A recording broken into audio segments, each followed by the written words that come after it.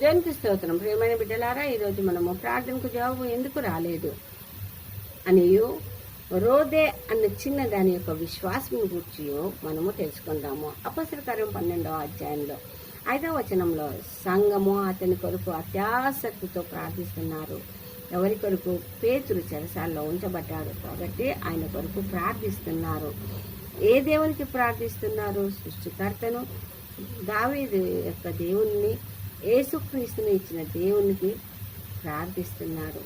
తీర్పును గూర్చి, నిత్య జీవమును గూర్చి ఇచ్చిన దేవునికి ప్రార్థిస్తున్నారు. అయితే ఎలా ప్రార్థిస్తున్నారు? అత్యాసక్తితో. లూకా సువార్త 22వ అధ్యాయంలో కూడా మనము యేసు ప్రభువు కూడా అత్యాసక్తితో ప్రార్థించాడు గెత్సేమనే తోటలో అని చూస్తాము.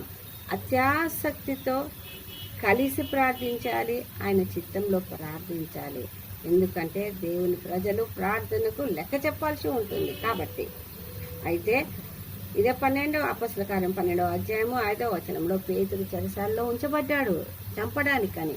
అప్పుడు సంఘము అతని కొరకు ఏం చేస్తున్నారు? ప్రార్థిస్తున్నారు. ఎవరికి? ఏ దేవునికి, సృష్టికర్తకు, ఇశ్రాయేలును ఎర్ర సముద్రం నుండి దాటించిన దేవునిని, దావీదు యొక్క దేవునిని, యేసుక్రీస్తుని ఇచ్చిన దేవునికి, ఇలా ఎన్నో చెప్పుకోవచ్చు. అయితే ఈ విధంగా ప్రార్థించారు అత్యాసక్తితో, పొందు వరకు ఇంకా కలిసి ప్రార్థించారు. ఏమని? పేతురును విడుదల చేయమని. వారు ప్రార్థిస్తున్నారు. అప్పుడు ఏమయ్యింది? 13వ వచనంలో అతడు తలుపు తట్టుచుండగా రోదే అని చిన్నది ఆలకించుటకు వచ్చింది. స్వరము గుర్తుపట్టి తలుపు తీయకయే లోపలికి పరిగెత్తిపోయింది. ఏమన్నారు? దూత అన్నారు. దేవుని యందు విశ్వాసం ఉంచాలి. ఏమని? ఆయన చిత్తంలో ఏముందో, లేక ఆయనకి ఇష్టమైన ప్రార్థన, తన పిల్లలకు ఏది మంచిదో అది ఇయ్యగల సమర్థుడు అని నమ్మి ప్రార్థించాలి. పొందుకున్నామని నమ్మాలి, అప్పుడే పొందుకుంటాము. అయితే ఇక్కడ సంఘస్థులు ఏమన్నారు? 15వ వచనంలో నీవు పిచ్చిదానవు అన్నారు. ఎందుకు? పేతురు స్వరము విన్నాను అన్నప్పుడు. ఇక్కడ ఆలోచించండి, వారు ఎలాంటి విశ్వాసంతో ఉన్నారు, ఇంకా వారి ఆసక్తి ఎలా ఉంది అని. వారు నమ్మకై ఉన్నారు.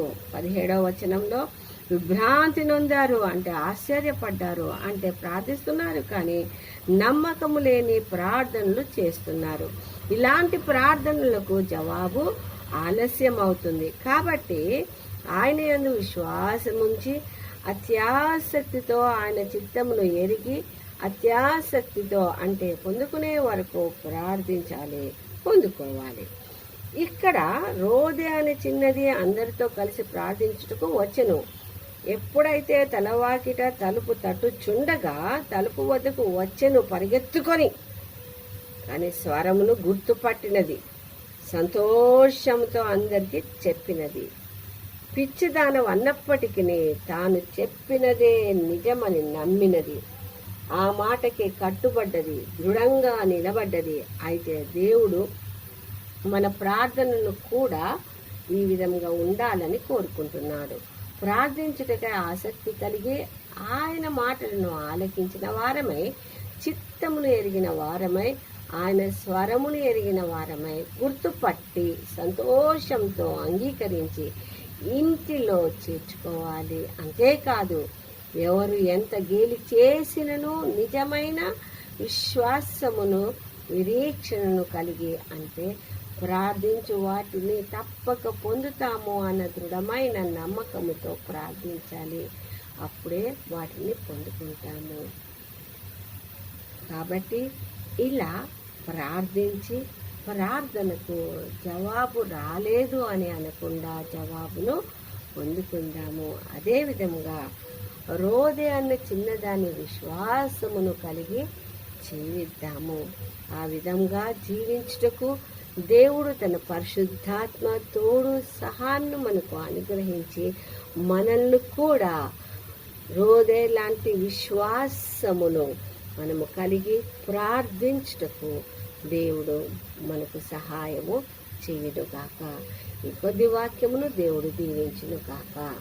ఆమేన్, ఆమేన్, ఆమేన్.